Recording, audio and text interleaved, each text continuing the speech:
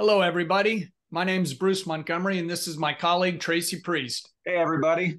And we're with The Road to Retail. On our podcast, as you guys know, Tracy and I hope to offer tips, insights, ideas, and examples for how small, emerging, challenger CPG brands can build their business.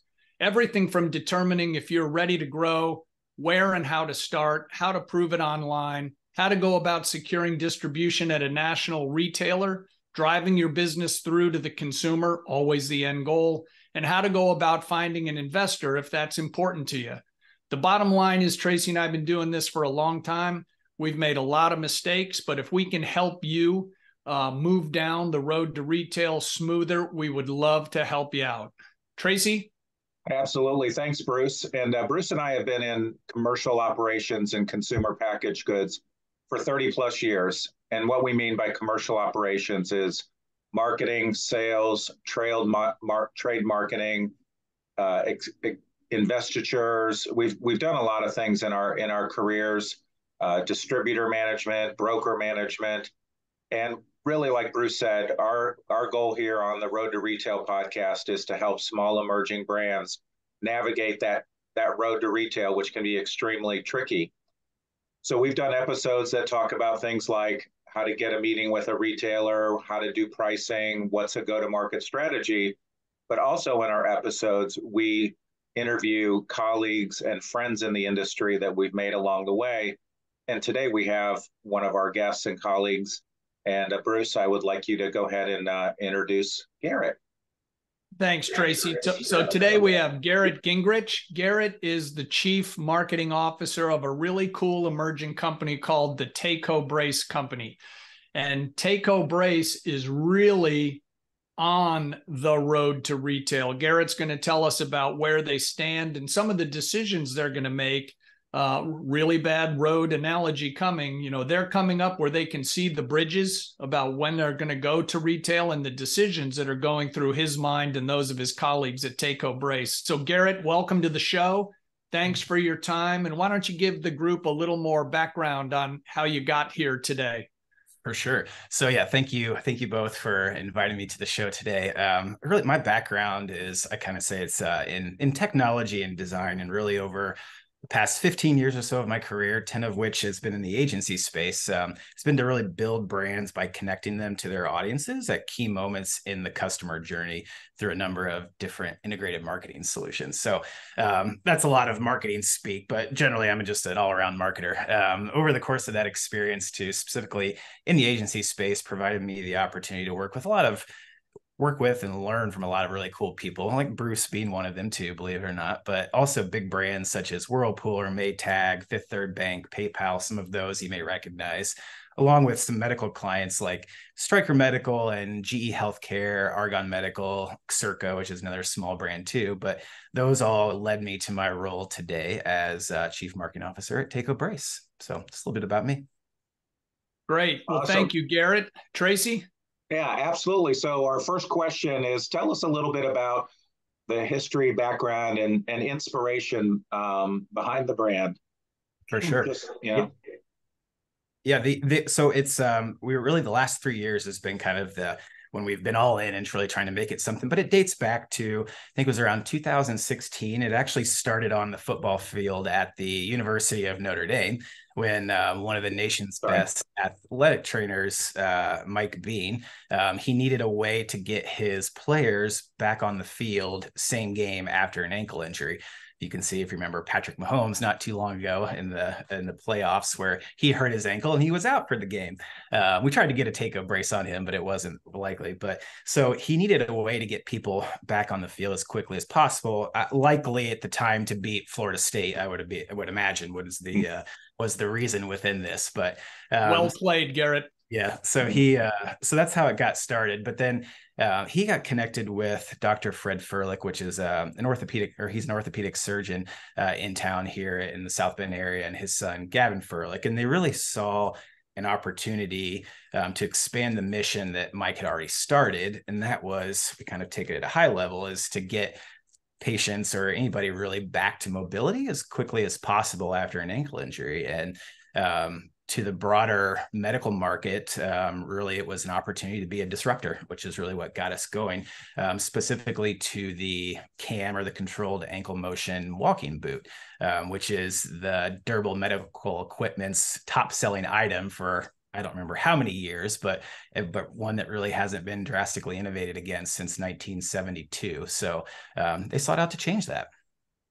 Well, it's interesting because even though talking about, high-end college football, the Florida States, Notre Dames of the world, it also serves a purpose for more quote unquote normal people, the need to get back to work. And, you can't, even though we've all had sprained ankles and they hurt like crazy, it's kind of tough to sit out for a week, especially if you're gathering your paycheck weekly. Right. So and that's best case scenario. Sometimes it's 12 weeks if you really do a number on your ankle and the doc puts you in a walking boot for 12 weeks and you're sitting there without the ability to go back to work. Yeah, it can be detrimental.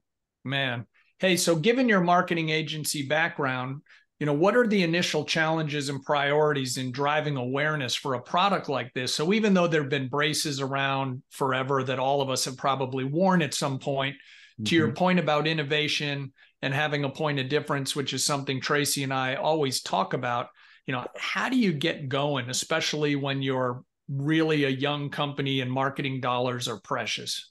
Yeah. So if we kind of take it to that side of thing on marketing, I think what was fun as I talked about my agency experience, one of the best experience I could ask for.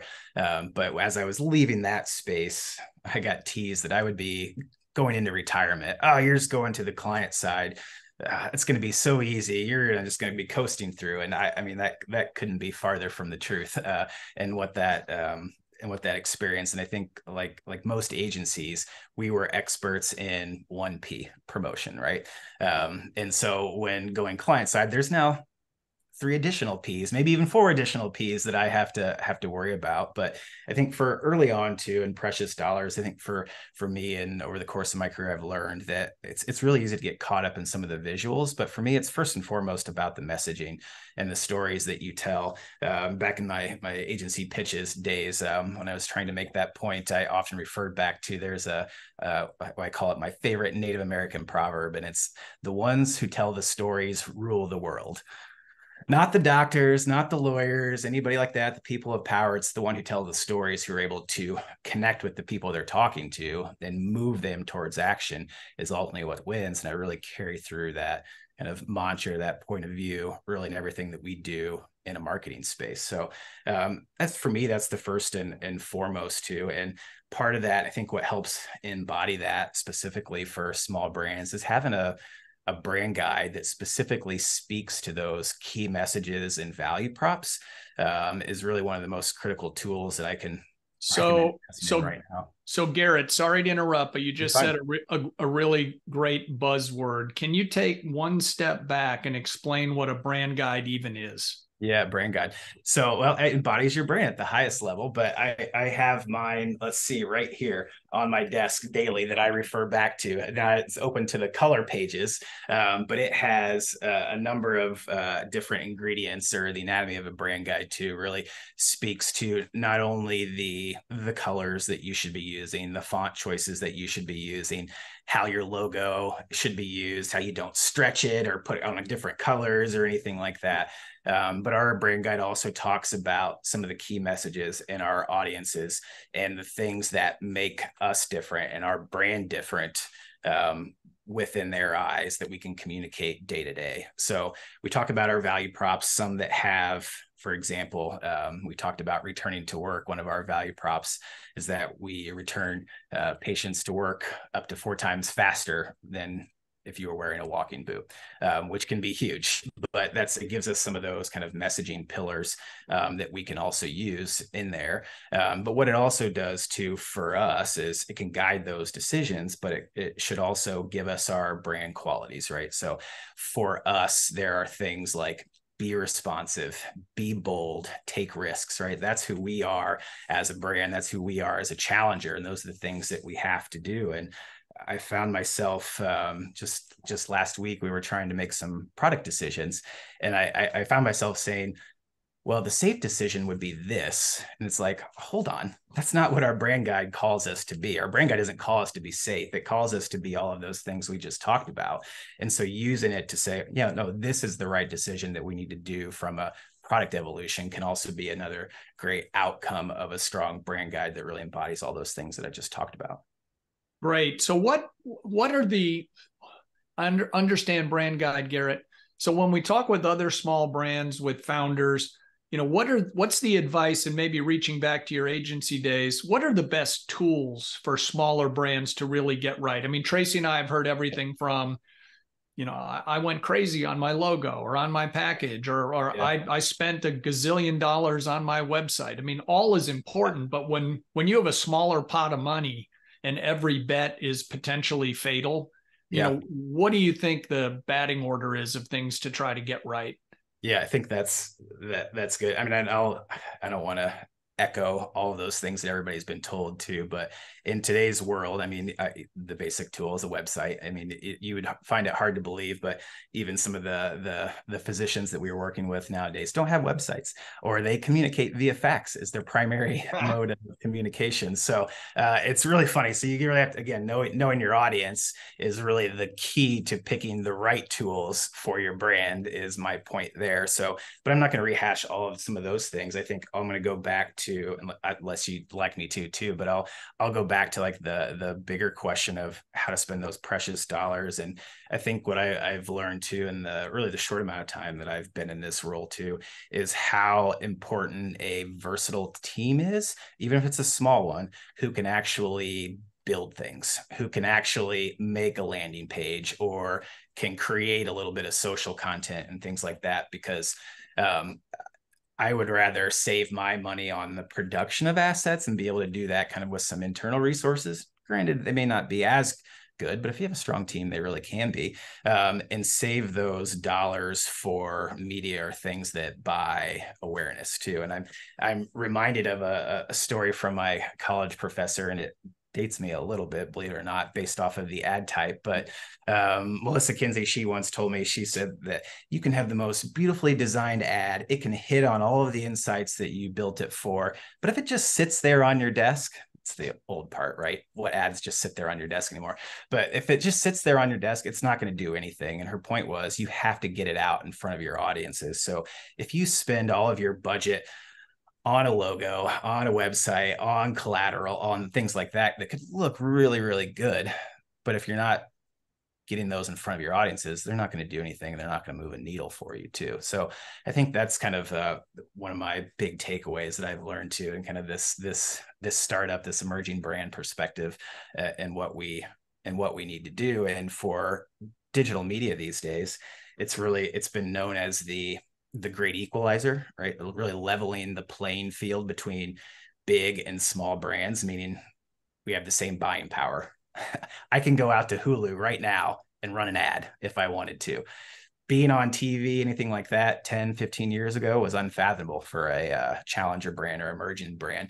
And that's something that we're able to do today with the technology and things that are in place. That's Great. really cool. Thanks, Garrett. Tracy? Yeah, I wanted to recap two things. One is, I don't think we've ever had a guest on that talked about a brand guide and what that is.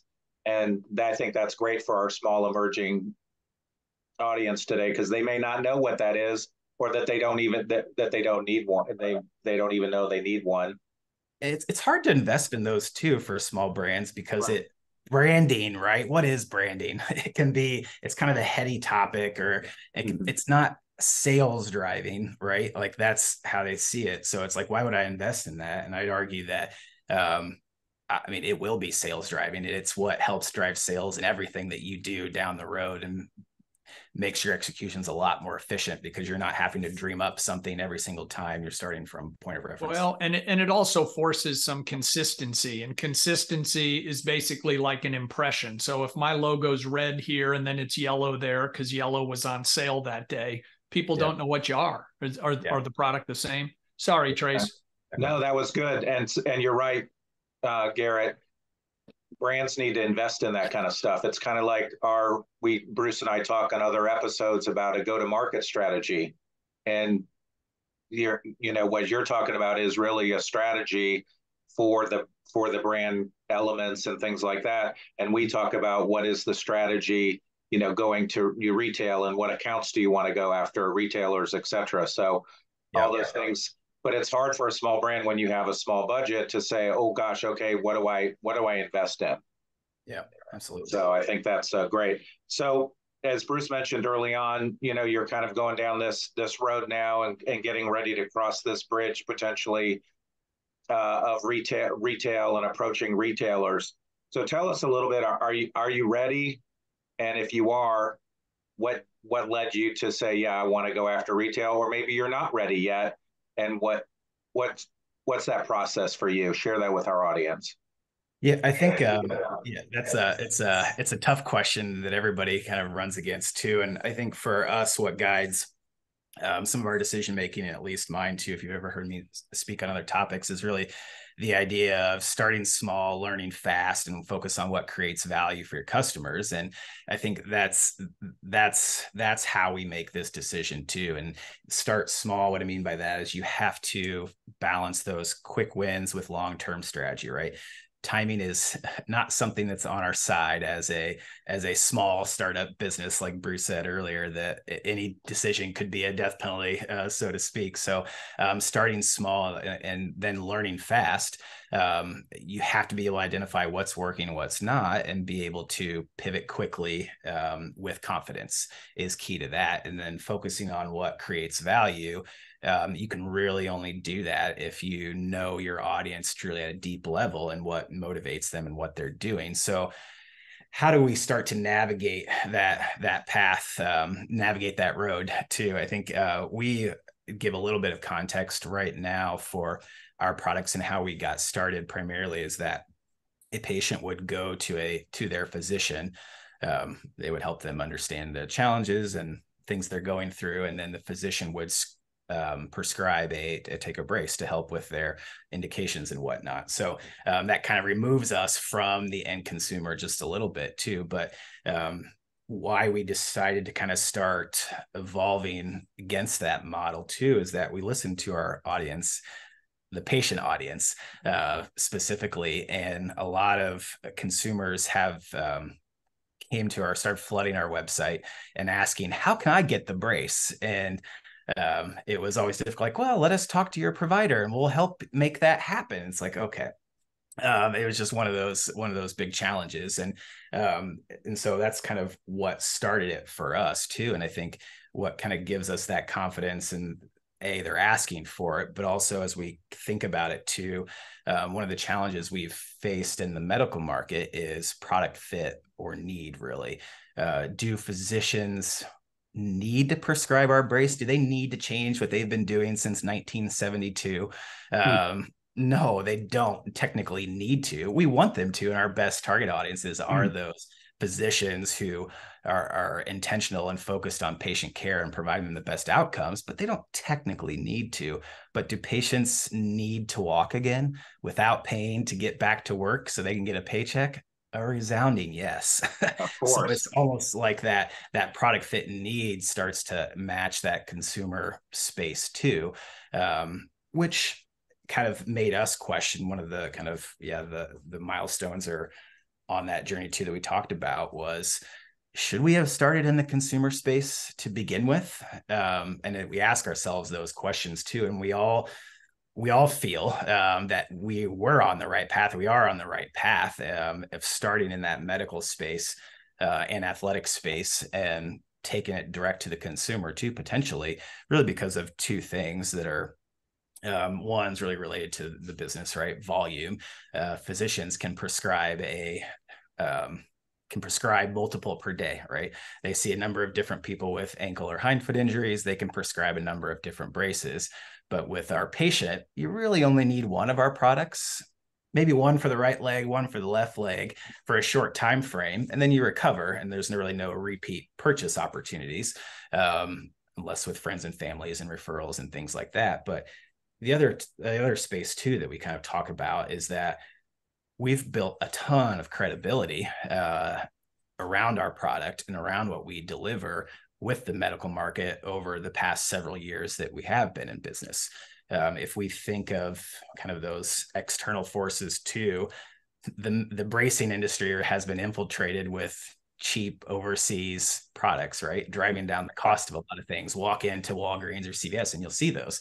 But we have, but with a medical advisory board that includes some of the countries across the country, some of the most renowned podiatrists and orthopedic surgeons, and over 6,000 physicians who have prescribed TayCo Brace since its inception, and over 20,000 patients who have worn TayCo Brace, starts to add a lot of clout to what we've already been doing that allows us to maintain our higher price point too, so that we can sell it at comfortable margins. So that's kind of the first part of what I would say that's kind of on our road. And then I can talk about where we're going to, but if you want me to pause and see if there's anything you want me to dive deeper into that No, first. I just, the big thing you said is consumers are reaching out to you and saying, where can I buy your product?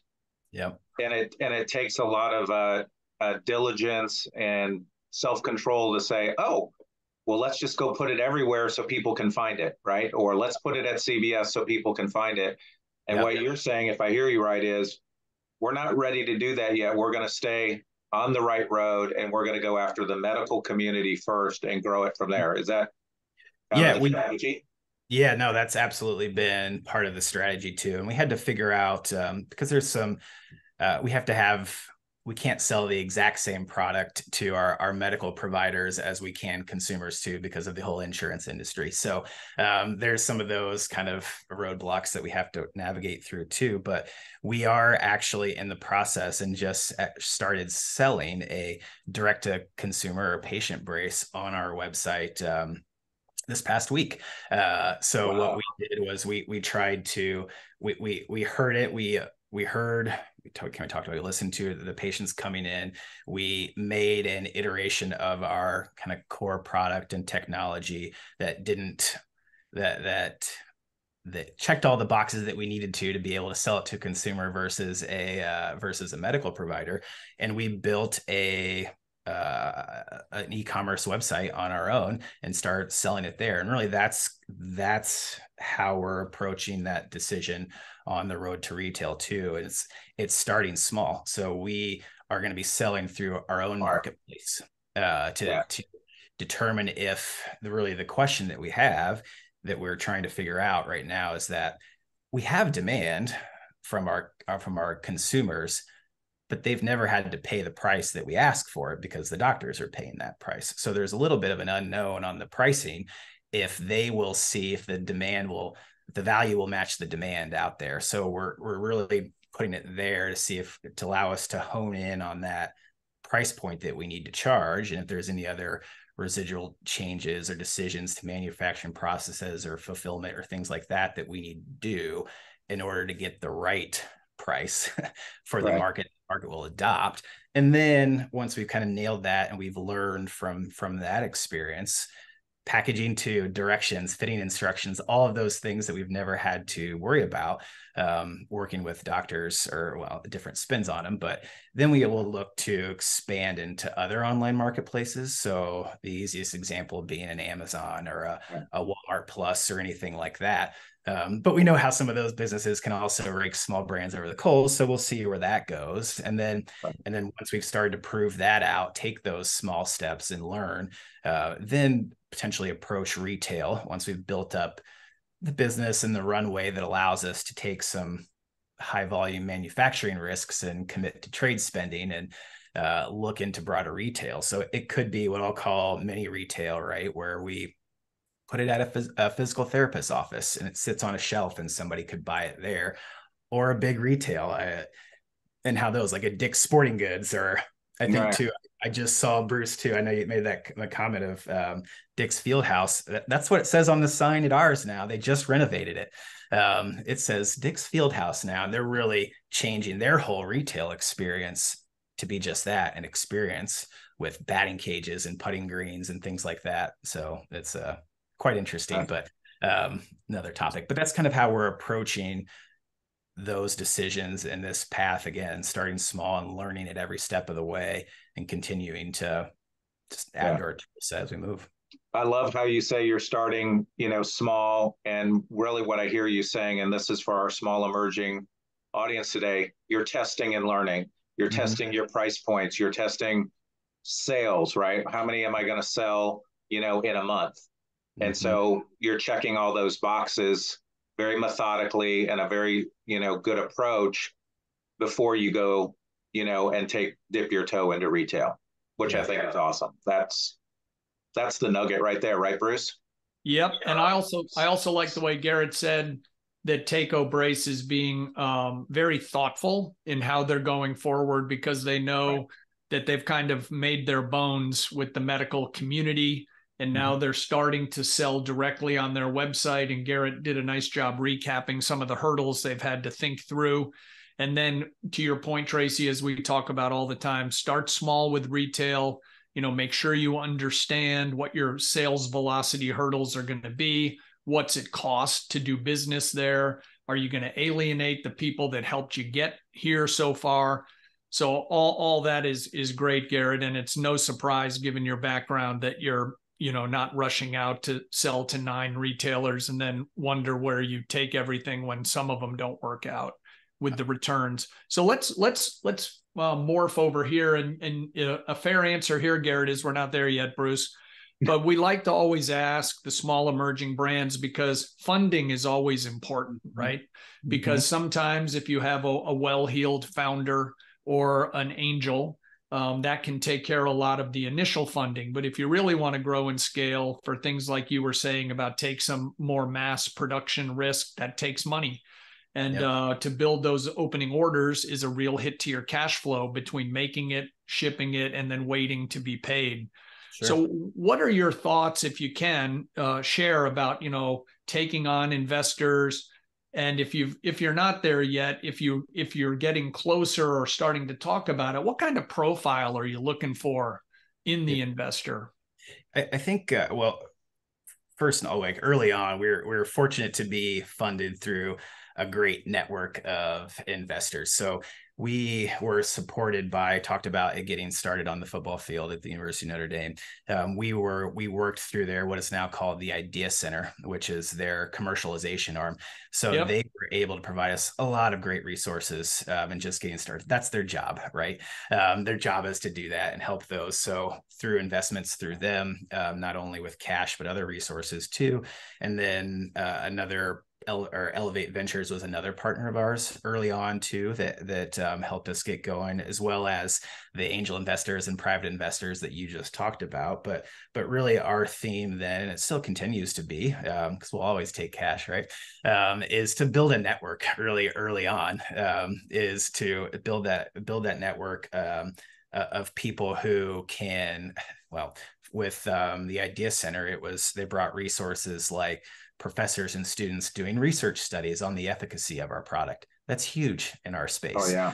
Often overlooked. So having that ability to get those, and I've been continually surprised that as we look at other research opportunities, how expensive those are. It's insane. So being able to have support through some of those, and another network of really smart people who can help us work through some of those challenges. But then they also aligned with our mission, what we're trying to do, and get patients back to mobility, really. So I think while money, that certainly talks, and we'll take any of it, but the best investors for us, and as we look for, are value add investors, that whole term and buzzword too, and with experience doing what we're trying to do and change the standard of care for ankle and hindfoot injuries. Nice. Awesome. Tracy?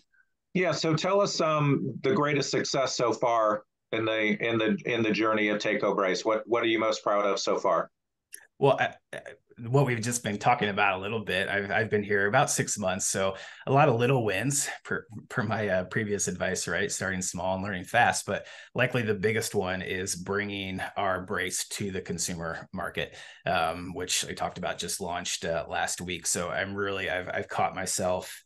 It's waking up. First thing I do in the morning is check to see if we get any online orders. It's almost like a drug, just to see if I can do it, because right now. What's the answer? Do you have one yet? Oh no, we have more than hit our goals in the first week and a half.